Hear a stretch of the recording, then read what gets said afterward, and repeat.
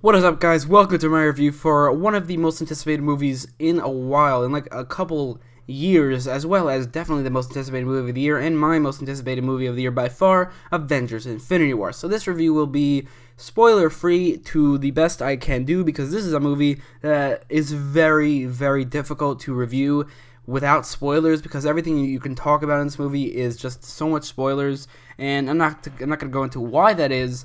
But I will try my best to make this spoiler-free, and with that in mind, let's get into the review. So this movie, other than the first two Avengers movies, which had like, the first one had like 6 superheroes, the second one had like 10, this one had so many more, because not only do you have those original Avengers, well, except for one of them, but you also have the ones introduced in Age of Ultron, and the Guardians of the Galaxy, and the ones introduced in Phase 3, like Black Panther, Doctor Strange, Spider-Man. So there are a lot of characters in this movie, and they had to juggle it. They had to juggle these characters so like in a way, and the way they did that, this isn't a spoiler because it's in the trailers and in the main trailers. I'm not talking about the TV spots, which I consider spoilers because they give out like so much about the movie. But the actual trailer, like the 3 trailers that they released, this was in it. So like they split up the Avengers into like 3 different teams. One of them with Iron Man, Spider-Man, Doctor Strange, and Star-Lord. Another one with Thor, Rocket Raccoon, and Groot, and another one with Captain America, Black Panther,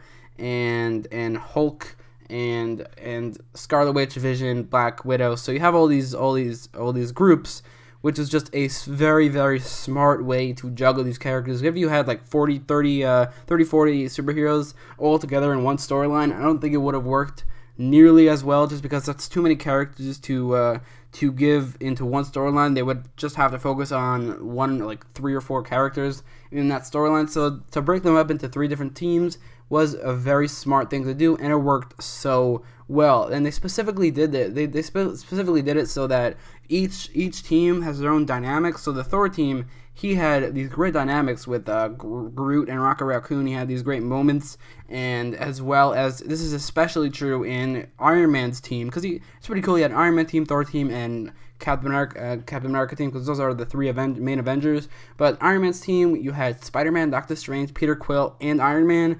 That is amazing. Those are 4 characters that everybody wanted to see together a lot, so to see them together was pretty awesome in this movie. And then the 3rd team also gave us some pretty great dynamics as well, but the main storyline, the main team that gave us these great dynamics was the Iron Man team, and I definitely think that they chose that team specifically because of it, and it worked so well. The fact that there are so many characters, though, means that some characters will obviously get more screen time than others, and more presence, and more to do, and that definitely is the case. Some characters get so much more to do than others, and specifically the standout superhero in this movie is honestly Thor.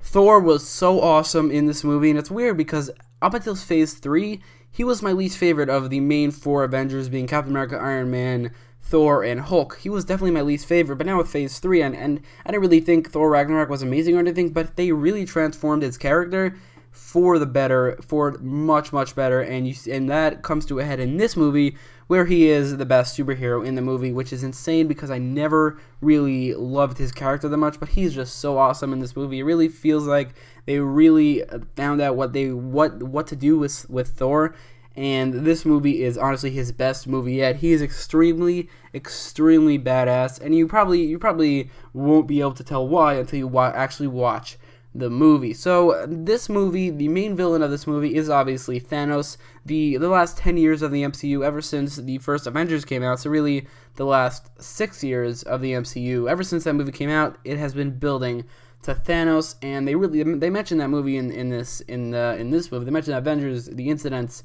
in that movie, in this movie, because it's very connected. Like Age of Ultron is in the middle over there. It doesn't really fit in as well as the first Avengers and this one, and honestly, Civil War would be a much better sequel, Avengers sequel, than Age of Ultron, in my opinion. But for this storyline, but this movie, the main villain is Thanos, and he is awesome. A common complaint the MCU has had is that their villains aren't great, and for the most part, their villains have been ranging from subpar to good, but the last couple of years, the last like 2017, 2018, so far, have had nothing but great villains. First you had Ego, which I thought was a pretty great villain, and then you had Vulture, which was an amazing villain, then Hela, which is a pretty great villain, and then Killmonger, which is a very critically acclaimed villain, and he was great as well, and now you have Thanos, who is awesome. The reason Thanos is awesome is because, one, it's been said a lot in news recently that he's the main character of this movie, and I think he gets the most screen time, more screen time than any other character, and that really benefits him because he really gets developed,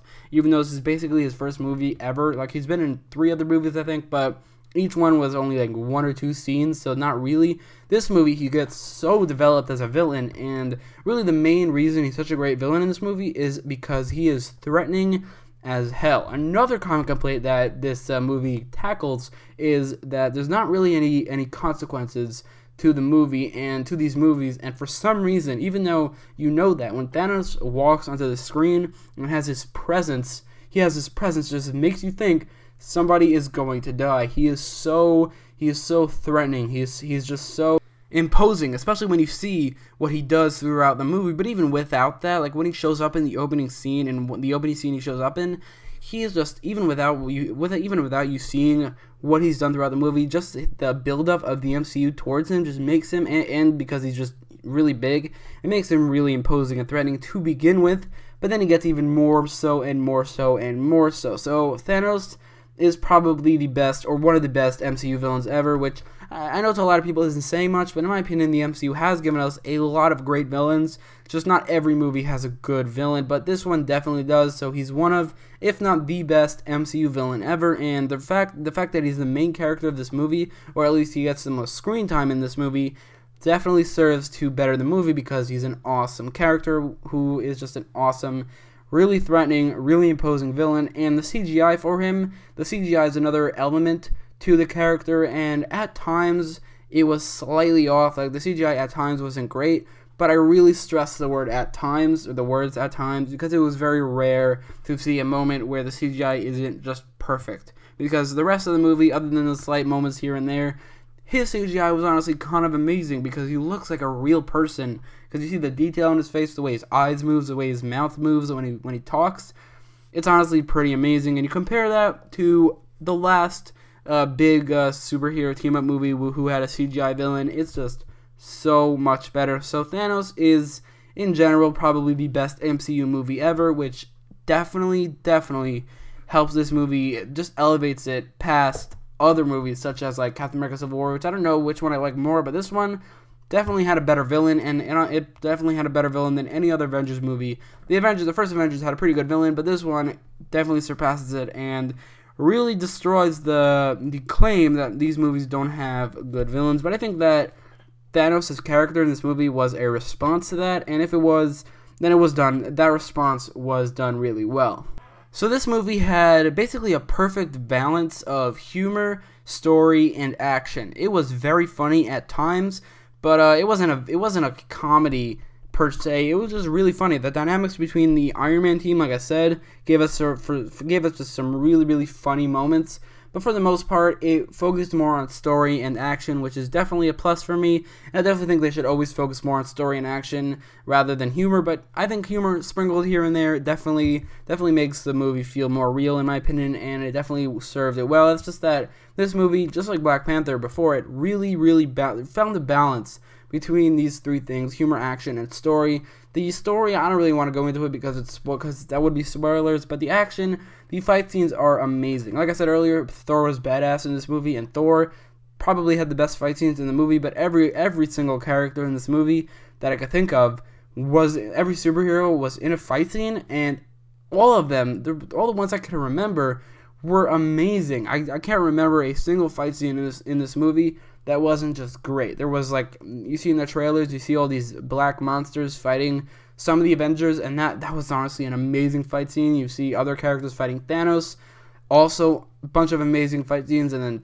Thor, it has just such awesome fight scenes in this movie. So yeah, this movie definitely found a great balance between these 3 pillars of movies: action, story, and humor, which are other things like acting and stuff like that, but these are like the main 3 things of a Marvel movie, and that definitely worked really well, and the action was great, the story was pretty great, and the humor was done really well as well. So this movie was almost basically perfect. So now we get into the cons of the movie, and they're definitely the cons are definitely very limited just because this movie was so good, but there are a couple things here and there that I didn't really love about the movie, but I definitely think that some of this is slightly nitpicking. Now, these things, I don't really know how to talk about them without going into slight spoilers, because some of them will give you a hint towards what happens in the movie, and some other things will basically reveal some slight storylines in this movie. But if you really want to avoid any spoilers at any cost, definitely click off the video here or skip to the timestamp I have at right here, because that's when I reveal the score for the movie. So, but if you don't really care about slight spoilers, then continue watching. So I'll give you 3 seconds to either pause or skip to that time slot. So the first thing is the Hulk. So I said earlier that I never really liked Thor more than the Hulk, Captain America, and Iron Man, and Thor really shined in this movie, but Hulk definitely did not. So this is really a slight spoiler, but the Hulk barely showed up in the movie, and that really was very disappointing. There was this whole storyline of Bruce Banner and the Hulk in this movie, and it wasn't good. It honestly was one of the worst parts of the movie, and that's really it. It's slight nitpicking because it was a very limited part of the movie. It wasn't a main focus in the slightest, but that's something I didn't really like about the movie. Another thing is, and now this con isn't really a con because of what it is, because the con is that the movie has a slightly unsatisfying ending, but that's going to be easily rectified by the next movie, so that's not really a con. The main con of this movie is its handling of the Hulk, which is kind of sad because in the Avengers, he was so awesome. So with all that in mind, Avengers Infinity War was basically everything that it was promised to be, the whole MCU was building up to. I think it's more building up to Avengers 4, but still this movie was definitely a great ending to this first decade of the MCU. So I'll give Avengers Infinity War a 9.9 out of 10, but let me know what you thought about the movie in the comments down below, and don't forget to like, share, and subscribe, and thanks for watching.